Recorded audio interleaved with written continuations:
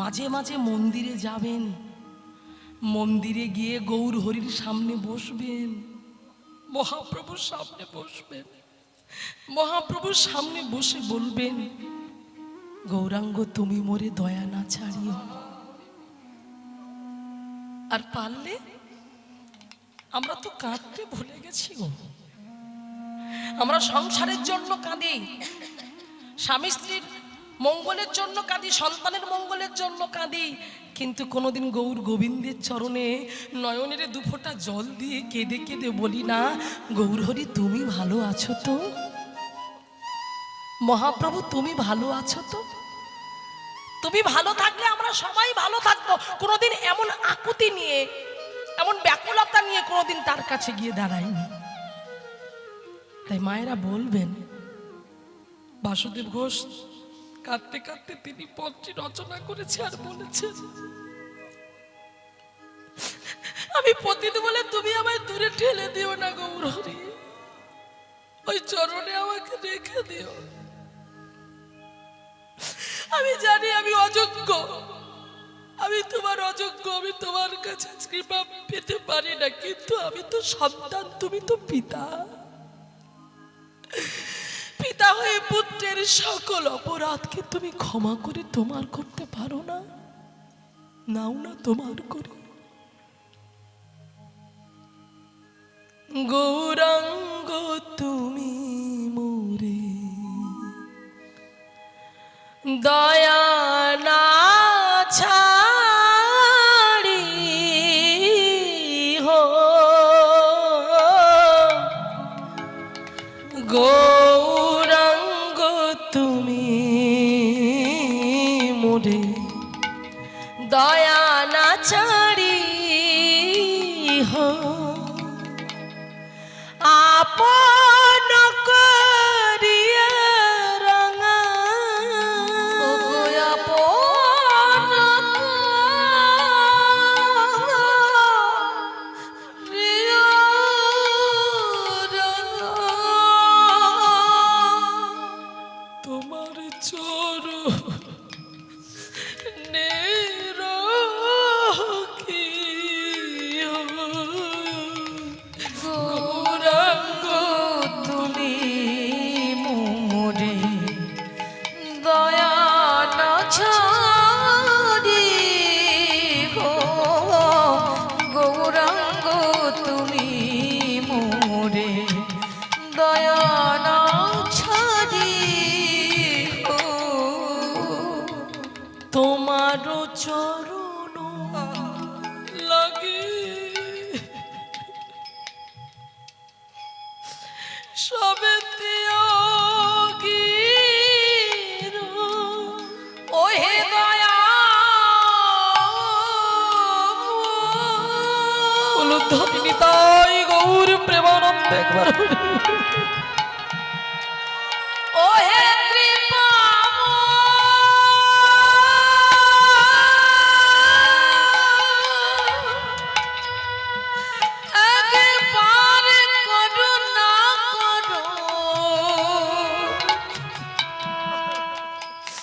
একেবারে কৃপা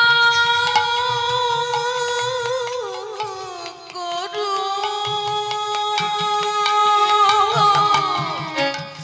তোমার চরণ লাগি আমি সত্যি কিন সীতা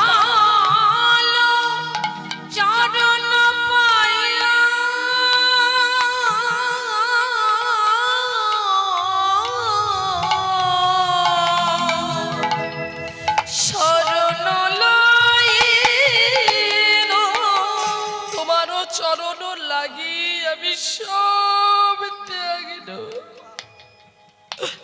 তোমার চরণটা পাওয়ার জন্য আমি সব কিছু ত্যাগ করেছি। শীতল চরণ পাই আমি শরণ নিয়েছি, কারণ এই সংসার মরুভূমি, সব দিকে উত্তাপ আগুন, আমি পাচ্ছি না জ্বালায় জ্বালায় জর্জরিত হয়ে যাচ্ছি।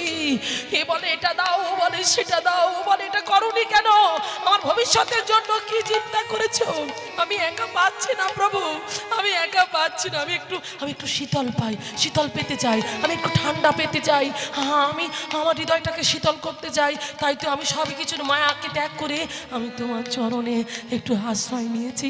দেবে দেবে তোমার এই শীতল রাঙা চরণটা আমাকে দাও না দয়াল। শীতল চরণ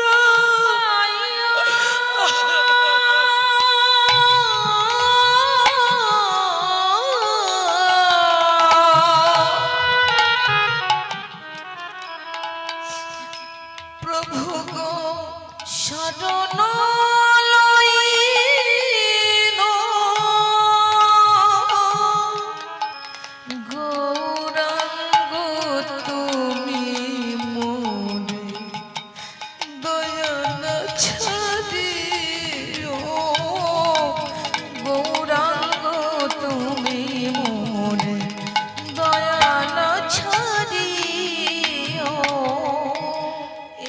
জানো প্রভু, আমি কুল খুঁজে পাচ্ছি না, আমি কোথায় যাব, আমি কুল খুঁজে পাচ্ছি না। তুমি তো প্রেমময়, তুমি তো দয়াময়, আমাকে একটা কুলে তুমি ভিড়িয়ে দাও। বলবে মায়েরা, বলবে বাবা, ভগবানের কাছে গিয়ে এমন করে বলো, এমন করে প্রার্থনা জানিও, তবে তো সে প্রার্থনা শুনবে। এ কুলে ও কুলে মই দিন তিনন চলি রাখো মনে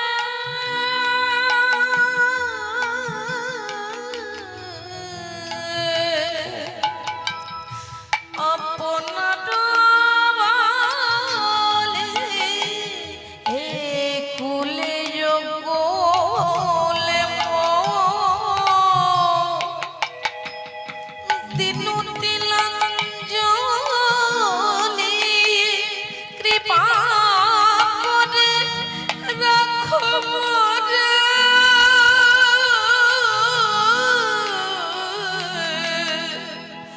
আপনার বলে বাসুদেব ঘোষ কহে চরণ ধরিয়া কৃপা করি দেহ মোরে পদ ছায়া নিতাই গৌর। বাসুদেব ঘোষ কহে চরণ ধরিয়া। এই হলো বৈষ্ণব পদাবলীর গুণ বাবা।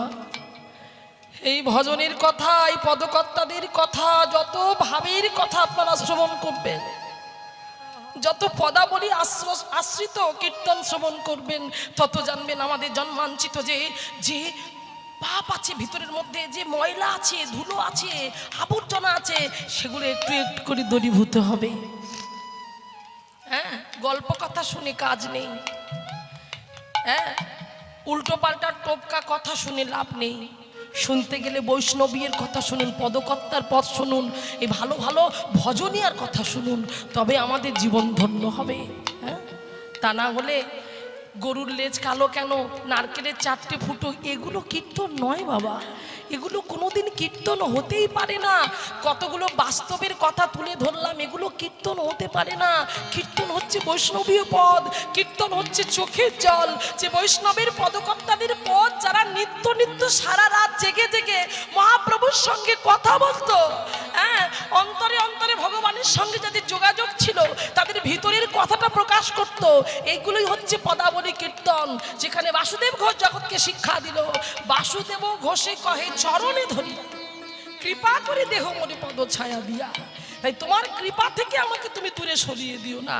নয়ন জলে বক্ষ ভাসিয়ে পদকর্তা বলছে। এই বাসুদেব ঘোষের পদ আর একটা আছে, গোরা গুণে প্রাণ কাঁদে কি বুদ্ধি করিব, গৌরাঙ্গ গুণেরও নিধি কোথায় গেলে পাবো। কে আর করিবে দয়া পতিত দেখিয়া, দুর্লভ হরিনামে কে দেবে যাচিয়া। কে কাঁদবে, কে বলবে?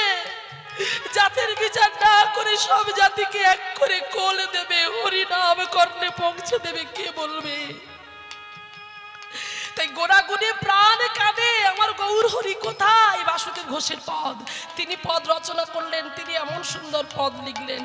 অকিঞ্চন দেখে প্রভু উঠিবে কাঁদিয়া, গোড়া বিনা শূন্য হইল সকল নদিয়া। হ্যাঁ, বাসুদেব ঘোষে কহে গুণ সঙ্গরিয়া, কেমনে রহিবে পান গোড়া না দেখিয়া। তাই গৌর বাসুদেব ঘোষ কহে চটন ধরে কৃপা করে দেব মনে।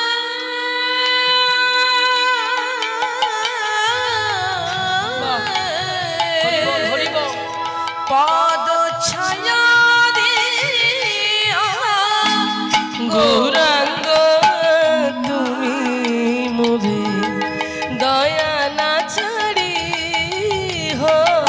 সবাই বলুন, গৌরাঙ্গ তুমি মোরে দয়া না ছাড়ি। গৌর হে, গৌর হে, গৌর হে, গৌরাঙ্গ তুমি মোরে দয়া না ছাড়ি হো।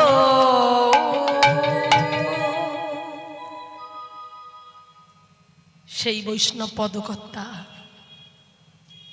তিনি লিখছেন, দোকানি যখন ছোট্ট নিমাই চাঁদের বদন পানে তাকালো, জ্ঞান শূন্য হলো, হিতাহিত জ্ঞান শূন্য হয়ে গেল। আর হিতাহিত জ্ঞান শূন্য হয়ে গিয়ে নিজেকে হারিয়ে ফেললো, নিজে কোথায় আছে, কি বলছে কিছুই বুঝতে পারলো না। কারণ ভক্তের দৃষ্টির সঙ্গে যখন ভগবানের দৃষ্টির একবার মিলন হয়ে যায় বাবা, আর যে অন্য কিছুর কথা মনে থাকে না। এই দিঠিতে মিলালে দিঠি, সে জানে তার মিঠি, আনজনে জানবে কেমন। যদি হয় যোগ কবু না হয় বিয়োগ, আর বিয়োগ হইলে কবু না জিওবে। ভক্তির দৃষ্টি যখন ভগবানের সঙ্গে একবার মিলন হয়ে যায় না, তখন আর কোনো বিচার চলে না বাবা। এটা তো প্রেমের রাজ্য গো, প্রেমের রাজ্যে কোনোদিন বিচার চলে না। তাই ভক্ত যেন ভগবানকে দেখতে পেয়ে নিজেকে আর ধরে রাখতে পারলো না, আকুল ভাবে ভগবানের দিকে তাকিয়ে আছে, ভাবছে তুমি কে? তোমার এত রূপ, আগে তো কখনো আমি এমন রূপের মানুষ দেখিনি, বলো না তুমি কে, বলো না। তাই থাকতে পারলেন না, দোকানির চোখে জল ছল ছল করে উঠল। গোড়া মুখ দেখি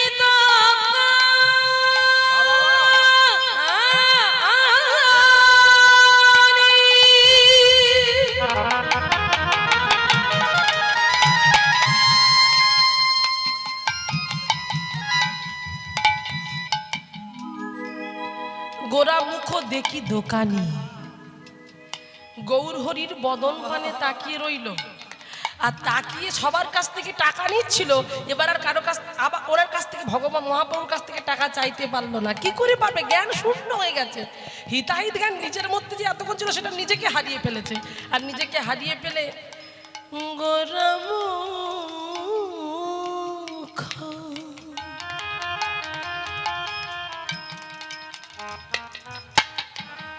গোরামুখ দেখে দোকানি,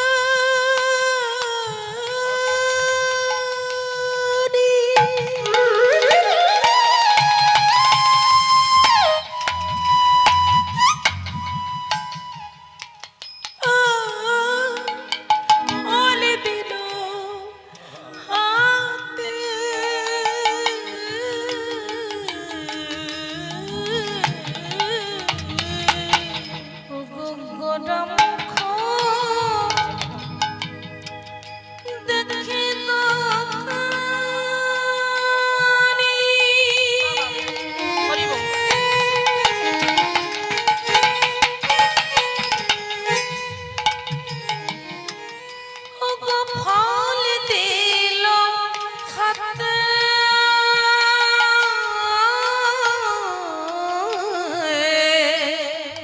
পোড়া মুখ দেখি দোকানি ফল দিল হাতে।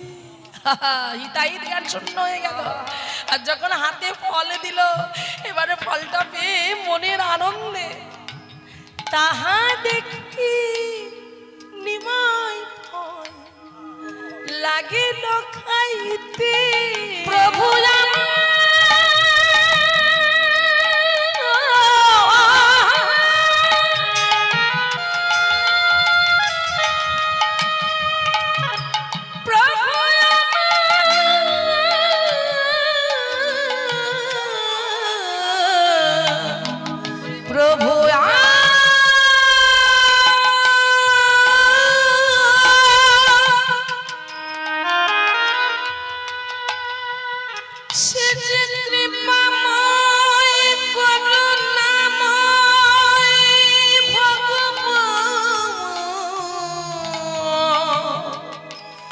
ভক্ত কৃপা, ভক্ত কৃপা করবে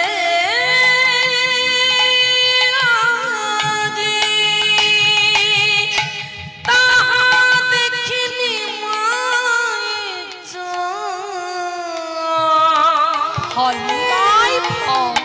ফলে লাগিল খাইতে আনন্দ ধরে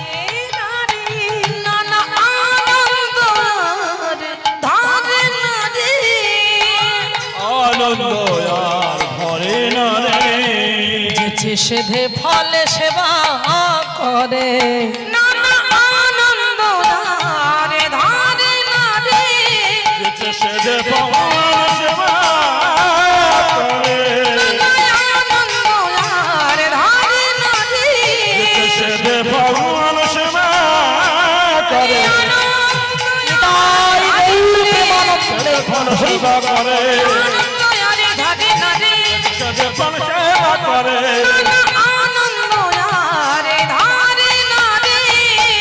তাহা দেখি নিমাই ফল লাগিল খাইতে। তাহা দেখে নিমাই ফল লাগিল খাইতে। অপূর্ব রূপ দর্শন করে নিজেকে হারিয়ে ফেললেন।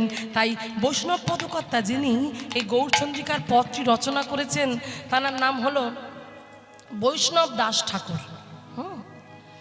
বৈষ্ণব দাস আজি দিতে প্রেম ফল, দোকানের দুঃখ কষ্ট গেল চিরকাল। আজকে বৈষ্ণব দাস ঠাকুর তিনিও জগৎকে শিক্ষা দিলেন, জগৎবাসীকে জানিয়ে দিয়ে গেলেন যে তোমরাও দান করো। কি দান করতে বলল? ফল। কি ফল? আপেল, নেশপাতি, পেয়ারা, আম, কি ফল? কি সুন্দর কথা বললেন বৈষ্ণব দাস ঠাকুর।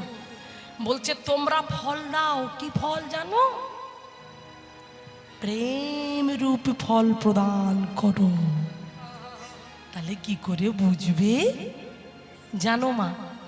একটু শুনতে হবে।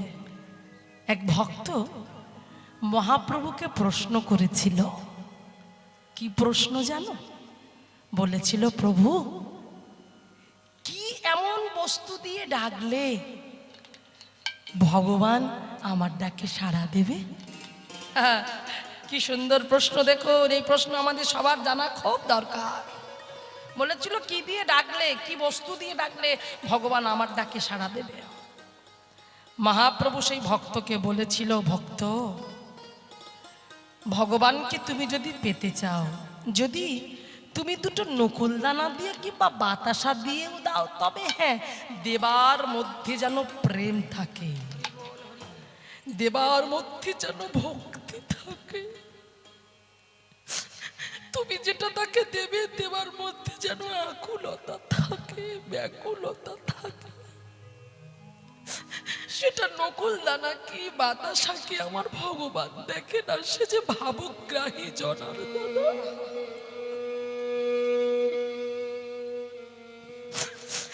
ভক্তির ভাবটা সে গ্রহণ করে। সে যে সোনার সিংহাসনে থাকতে চায় না,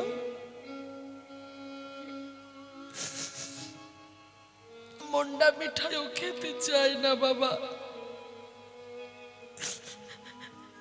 তুমি শুধু তার সামনে গিয়ে দাঁড়ালে, বিশুদ্ধ প্রেমটা নিয়ে তুমি যদি তার সামনে দাঁড়াও না, ভগবান তাতেই খুশি।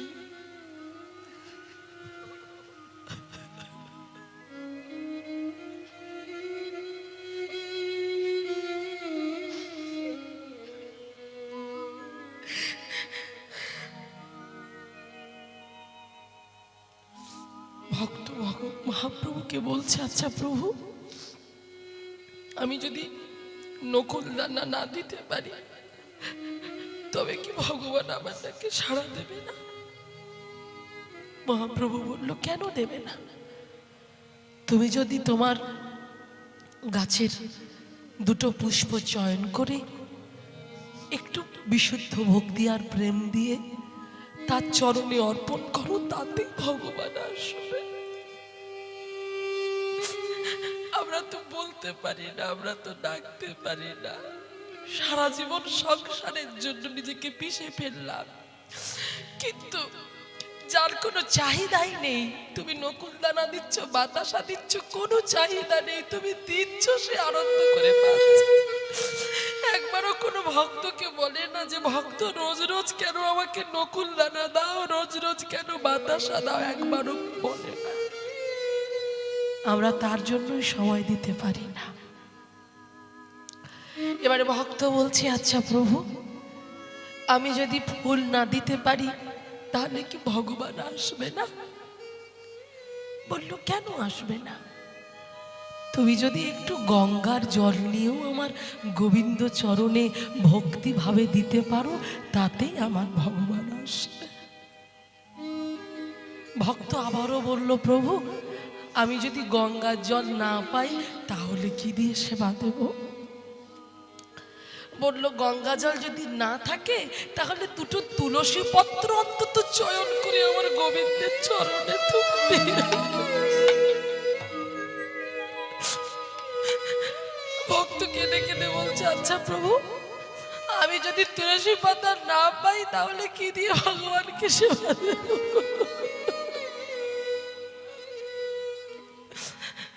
মহাপ্রভু বলল, একান্ত যদি তুমি তুলসী পত্র না পাও তাহলে ভগবান যে তোমাকে দুটো নয়ন কুম্ভ দিয়েছে, ওই নয়ন কুম্ভে যে অফুরন্ত জল আছে, ওই নয়নের জল দিয়ে তুমি তার চরণে অর্পণ করো। তাই হরি বল, হরি বল।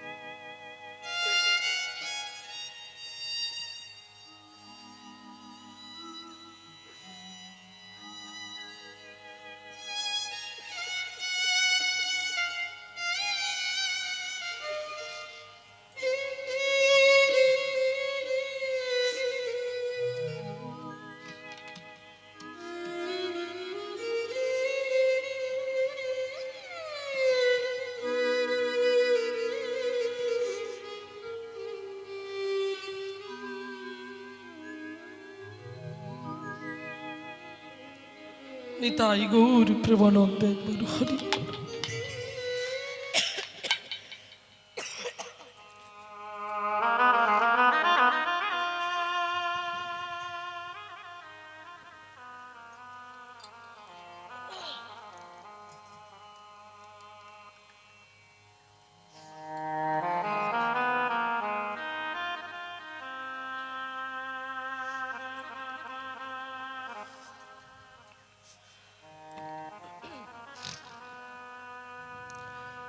এই হলো বিশুদ্ধ প্রেম। এই বিশুদ্ধ প্রেম ফল যদি দিয়ে তোমরা কেউ তাকে অর্পণ করতে পারো, ভগবান তোমার ডাকে সন্তুষ্ট হবে। তাই আজকে পদকর্তা বললেন, বৈষ্ণব দাস বলে দিতে প্রেম ও ফল, দোকানির দুঃখ কষ্ট গেল চিরকাল। ও গো বৈষ্ণব দাস কহে ও দিতে প্রেম ও ফল রে বৈষ্ণব দাস কহে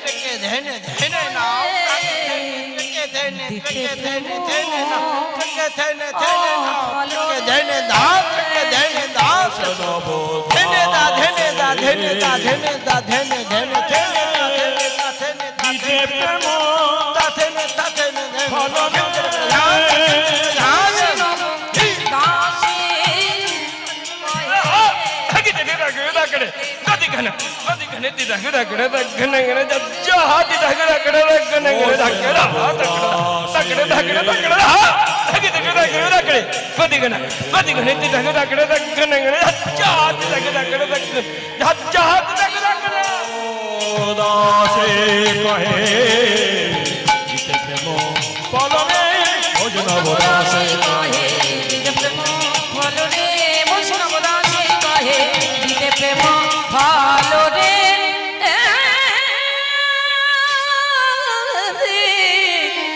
বৈষ্ণব দাস কহে। জানি তাই জয় রাধেশ্যাম হরে কৃষ্ণ। এতক্ষণ ধরে আমরা বৈষ্ণব দাস ঠাকুরের পথ শ্রবণ করেছি। এবার আমরা চলে যাব সরাসরি বৃন্দাবনে। কারণ আজকে যেমন করে আমরা মহাপ্রভু ছোটবেলাকার কথা, আমরা বাল্যলীলার কথা শ্রবণ করলাম, যে কেমন করে ফলওয়ালার কাছ থেকে ফল নিলেন, হ্যাঁ, কেমন করে ব্রজভাবে তিনি বিভাবিত হলেন। আজকে সরাসরি শুনে নেব যে বৃন্দাবনে কেমন করে ভগবান শ্রীকৃষ্ণচন্দ্র তিনি ফল চেয়েছিলেন। তিনি কোনো জাতের বিচার করেনি, কে বড় কে ছোট কারো বিচার করেনি। জমিদারের কাছ থেকে তিনি নিতে পারতেন, রাজার কাছ থেকে নিতে পারতেন, কোনো বড় লোকের কাছ থেকে নিতে পারতেন। তিনি ফলটা নিয়েছিলেন এক নিচু জাতের মেয়ের কাছ থেকে, হ্যাঁ, চণ্ডালিনী, চণ্ডাল ঘরের মেয়ে, তার কাছ থেকে ফল নিয়েছিলেন, যিনি চতুর্বর্গ ফল দাতা প্রদানকারী। আজকে সেই ভগবানের কথা আমরা শ্রবণ করব, কৃষ্ণলীলা। তবে লীলায় যাবার আগে আমরা সবাই একটু, যেহেতু বৃন্দাবনের পথে ধাবিত হয়েছি, সবাই একবার প্রেম সে বলুন, আমার সঙ্গে বলবেন, প্রেম সে বলুন রাধা রানী কি। হাত উঠলো কিন্তু কণ্ঠটা মানে শোনা গেল না, একটু জোরে করে বলতে হবে, জোরে সবাই বলুন প্রেম সে রাধা রানী কি। আরেকটু রাধা রানী কি, রাধা রানী কি, শ্যাম সুন্দর মদন মোহন কি, गिरिधारी गोपीनाथ की, बांके बिहारी की, वृंदावन धाम की, सकल भक्त वृंद की, निताई गौर प्रेमानंद एक बार हरि बोल हरि बोल। তাই আজকে যেহেতু আমরা বৃন্দাবনে যাব, তাই সবাই চলুন, সবাই মিলে এখন একটা ছোট্ট ভজন গাইব। ভজনটি জানার আমি এখানে গাইবার চেষ্টা করব। তিনি আর কেউ নন, তিনি একজন অন্ধ কবি, জানার চোখ দুটো অন্ধ ছিল। অন্ধ অবস্থাতেই তিনি অনেক ভজন লিখেছেন। এটা শোনা কথা যে তিনি 33,000-এর বেশি ভজন লিখেছেন। কারণ তিনি এমন একজন মানুষ ছিলেন, জন্ম অন্ধ ছিলেন, জন্ম থেকেই অন্ধ ছিলেন, কিন্তু ভূত ভবিষ্যৎ বর্তমান তিনি বলে দিতে পারতেন। এই রকম ক্ষমতা ভগবান তানাকে দিয়েছিলেন ছোটবেলা থেকে। তো সেই মানুষটি ছোটবেলাতেই সবাই তার কাছে যেত জানার জন্য। হ্যাঁ, তো বাবা বললেন যে ওরে খোকা, আমাদের সংসার তো ভালোভাবে চলে না, তো তুই যেমন সবার কথা বলে দিতে পারিস, তুই ওখান থেকে কিছু কিছু অর্থ নিবি। বাবা এই কথা বলাতে তার অন্তরে খুব আঘাত লাগলো যে বাবা তুমি কি বলছো, ভগবান আমায় এই শক্তিটা দিয়েছে বলে তুমি এটা থেকে আমাকে অর্থ উপার্জন করতে বলছো, আমি থাকবো না এই ঘরে। ওখান থেকে তিনি বৃন্দাবনে চলে আসেন এবং বৃন্দাবনে এসে তিনি যখনই বাবাজি চরণ আশ্রয় করেন, তখন এক বাবাজি তাকে বললেন যে তোমার মধ্যে এমন ভক্তি আছে, আর যাতে ভগবান তোমায় কৃপা করেছেন তুমি ভূত ভবিষ্যৎ বর্তমান বলে দিতে পারো, তো তুমি অন্য কারণ ভবিষ্যৎ না চিন্তা করে, ভবিষ্যতের কথা না ভেবে তুমি আমার বাঙ্কে বিহারীকে নিয়ে চিন্তা করো, আমার বাঙ্কে বিহারীর ভজন তুমি লেখো, তুমি অনুভব করে গাও, কারণ তোমার সেই অনুভব শক্তিটা আছে। হয়তো নয়ন না থাকতে পারে, চোখ হয়তো তোমার না, আমাদের যেমন চোখ থাকতে আমরা অন্ধ, অন্ধ নই মা, চোখ আছে কিন্তু আমরা অন্ধ, আমরা সঠিক জিনিসের বিচার করি না। অধনে যতন করি ধন ত্যাগিনু, আপন কর্মদোষে আপনি ডুবিনু। আমরা অধনকে যত্ন করছি কিন্তু ধনস্বরূপ ভগবানের যত্ন আমরা করছি না। আমরা ছেলে মেয়েকে তাদের তুষ্টি পুষ্টির জন্য তাদের কত কি ভিটামিন খাওয়াচ্ছি, আর গোবিন্দের কাছে আমাদের যাওয়ার সময় হচ্ছে না। তাহলে কোনটা অধন আর কোনটা ধন, কোনটা থাকবে? রক্ত মাংস গড়া সন্তানটাকে তুমি যত্ন করছো, এটা তোমার কাছে সারা জীবন থাকবে? থাকবে না। যার জিনিস সে নিয়ে নেবে, তাহলে ওটা ধনও থাকবে না। আর ধন হলো আমার ভগবান, যে সদা সর্বদাই তোমার বিপদে আপদে সদা সর্বদাই তোমার সঙ্গে সঙ্গে থাকবে, তোমাকে রক্ষা করবে। আর আমরা মূর্খের মতো অধনে যতন করি ধন ত্যাগিনু, আপন কর্মদোষে আপনি ডুবিনু। সৎসঙ্গ ছাড়ি করি অসতে বিরাস্তে, কারণে লাগিল যে তোমার কর্মবন্ধ ফাঁস। কেন বা আছে এই প্রাণ কিশুক লাগিয়া, নরোত্তম দাসে কহে কেন না গেল মরিয়া। নরোত্তম দাস ঠাকুরের পর তিনি বলছি সৎ কর্ম করো, অসৎ সঙ্গ ত্যাগ করো, সৎসঙ্গের মধ্যে লিপ্ত হও, তাহলে জীবনে কিছু হোক না হোক অন্তত একটু শান্তি পাবে, একটু আনন্দ পাবে, সেটুকু অন্তত করো। হ্যাঁ, তো আজকে এই মানুষটা অন্ধ হতে পারে, এই মানুষটার চোখ নেই, কিন্তু এত অনুভব শক্তি দিয়েছিল ভগবান, যার পাঁচটা স্বাভাবিক মানুষের থেকেও দ্বিগুণতর গুণ ছিল তার। তিনি ভূত ভবিষ্যৎ বর্তমান করতে পারতেন এবং তিনি অনেক ভজন রচনা করেছেন। সেই ভজনের একটি ভজন আমি এখন একটু গাইবার চেষ্টা করব, কারণ সময়কালীন অনুযায়ী ভজন আমরা একটু গাইছি। তো চলুন, আর এই এমন ভজন যে ভজন শ্রবণ করার জন্য স্বয়ং বৈকুণ্ঠনাথ, স্বয়ং ভগবান ছোট্ট বালক বেশে ওই সুরদাসের পাশে বসে কাছে এসে গালে হাত দিয়ে হেসে হেসে তিনি ভজন শ্রবণ করতেন। নিতাই গৌর প্রেমানন্দ একবার হরি বল, হরি বল। বুঝতে পারছেন, ভগবান স্বয়ং ভজন শ্রবণ করতেন এই ভক্তকবি সুরদাসের। আর আজকে আমাদের কত সৌভাগ্য, আপনারা সৌভাগ্যবান সৌভাগ্যবতী আমরা সবাই, যে আজকে আমরা এই জায়গায় বসে বসি সেই বৃন্দাবনের যিনি সুরদাস, অন্ধকবি সুরদাস, সেই সুরদাসের ভজন শুনবার সৌভাগ্য অর্জন করেছি। তাই চলুন একটু ছোট করে 4 লাইন, অনেকটা বড় তবে 4 লাইন আমি গাইব, শিক্ষামূলক কথা দিয়ে আজকে আমি ভজনটা গাইবার চেষ্টা করব। হরি বল, জয় রাধে। একটু লুধ্বনি নিতাই গৌর প্রেমানন্দ একবার হরি বল, রাধে রাধে।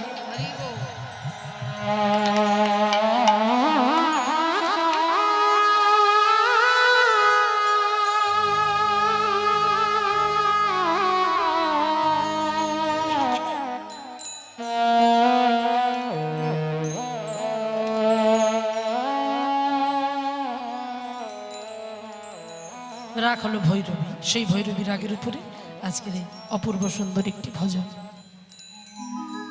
ধরনা